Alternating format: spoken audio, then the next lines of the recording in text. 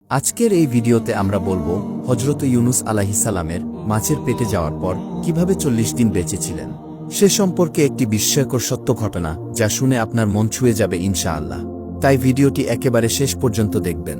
হযরত ইউনুস আলাইহিস সালাম ছিলেন ইরাক অঞ্চলে প্রেরিত একজন নবী। তার জাতির জনসংখ্যা ছিল ১ লক্ষের একটু বেশি। তিনি তাদের কাছে সৃষ্টিকর্তার একত্ববাদের এবং সৃষ্টিকর্তার উপাসনা করার আহ্বান জানাতেন, কিন্তু তারা তা শুনত না। তিনি মনে প্রাণে চাইতেন মানুষ এই বার্তা গ্রহণ করুক। তাই এক পর্যায়ে তিনি বিরক্ত হয়ে ভাবলেন, এটা গ্রহণ না করলে আমি অন্য কোনো জাতির কাছে যাই যারা হয়তো আমার কথা শুনবে। তাই তিনি উপকূলে গিয়ে দেখতে পেলেন যে এক মালবোঝাই জাহাজ যাত্রার জন্য প্রস্তুত হয়েছে। তিনি সেই জাহাজে চেপে বসলেন। মাঝ সমুদ্রে পৌঁছে তারা মুখোমুখি হলেন বিশাল এক ঝড়ের আঘাতে এক পর্যায়ে জাহাজ ডুবতে শুরু করল। এমন অবস্থা দেখে খালাসিরা সিদ্ধান্ত নিল যে জাহাজের ওজন কমাতে সব মালপত্র পানিতে ফেলে দেওয়া হবে। অবশেষে তাই করা হলো, কিন্তু কিছুক্ষণ পর জাহাজ আবার ডুবতে লাগল। এবার ঠিক করা হলো লটারি করে যার যার নাম আসবে তারা পানিতে লাফ দেবে। এতে করে অল্প কিছু মানুষ যারা শেষ পর্যন্ত রয়ে যাবে তারা হয়তো বেঁচে যাবে। প্রথমবার লটারিতে নাম এলো হযরত ইউনুস আলাইহিস সালামের।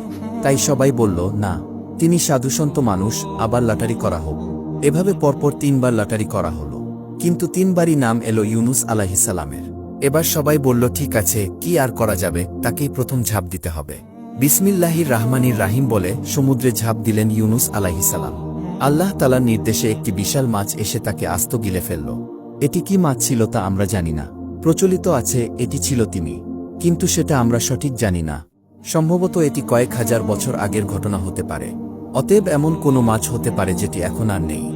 যাই হোক, মাছের পেটের ভিতর যখন তার জ্ঞান ফিরে এলো এবং তার শরীরের চামড়া হজম হয়ে যেতে শুরু করল, তখন তিনি নিকষ অন্ধকারে মাছের পেটের ভেতরে সিজদারত হলেন এবং আল্লাহর কাছে দোয়া করলেন, হে আল্লাহ, তুমি ছাড়া কোনো উপাস্য নেই। অবশ্যই আমি অপরাধীদের মধ্যে অন্তর্ভুক্ত। নবীরা কখনো পাপী ছিলেন না, তারা পাপ করেননি। কিন্তু কেউ কেউ ভুল করেছেন, আর সেটাও আল্লাহর পরিকল্পনার অংশ। আল্লাহ সেগুলো রেখেছেন আমাদের জন্য শিক্ষাস্বরূপ। ইউনুস আলাইহিস সালামের ভুল ছিল, তিনার নিজের জাতি তার বার্তা গ্রহণ না করায় অধৈর্য হয়ে অন্য জাতির খোঁজে রওনা হয়েছিলেন।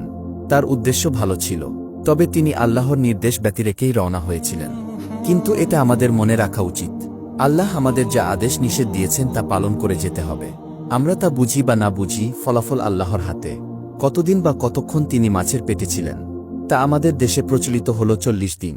বাস্তবতা হল প্রকৃতপক্ষে কতদিন ছিলেন তা আসল নয়। তিনি মাছের পেটে ছিলেন, এটাই আসল ব্যাপার। কেন, কিভাবে মাছের পেটে গেলেন এবং কিভাবে উদ্ধার পেলেন, আমরা এ থেকে কি শিখলাম তা জানাটাই মূল কথা। দোয়া করার ফলে আল্লাহর নির্দেশে সেই মাছটি হযরত ইউনুস আলাইহিস সালামকে নিয়ে অসুস্থ ও বিবস্ত্র অবস্থায় তীরে এসে পৌঁছেছিল। তীরে পৌঁছে ইয়াকতেন নামক গাছের ছায়ায় তিনি আশ্রয় নিলেন। গাছের পাতায় লজ্জা নিবারণ করলেন, ফলে তার উপশম হল এবং তিনি আল্লাহর নির্দেশে ইরাকে তার জাতির কাছে ফিরে গেলেন। গিয়ে তিনি বিস্মিত হলেন। তিনি দেখলেন তার জাতি সবাই পুরোপুরি তার বার্তা গ্রহণ করেছে। হযরত ইউনুস আলাইহিস সালাম তাদের বলেছিলেন, তার বার্তা গ্রহণ না করলে আল্লাহর পক্ষ থেকে শাস্তি আসবে। ফলে ইউনুস আলাইহিস সালাম যাওয়ার পর বিশাল এক মেঘ তাদের এলাকা ঢেকে ফেলে। তারা পূর্ববর্তী জাতিসংঘের সাজার কথা জানত। তারা বুঝতে পেরেছিল এই সেই আযাব যার কথা ইউনুস আলাইহিস সালাম সাবধান করেছিলেন। এই পর্যায়ে তারা সবাই এক আল্লাহর উপর বিশ্বাস স্থাপন করে এবং একভাবে তার উপাসনা শুরু করে।